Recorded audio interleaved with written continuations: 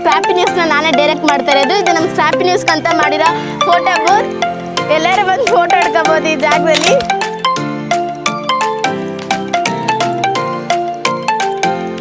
ಮರಳು, ಚಿಕ್ಕಪಾಟು, ದೊಡ್ಡ ಪಾಟು, ಆಮೇಲೆ ಕಲ್ಲು.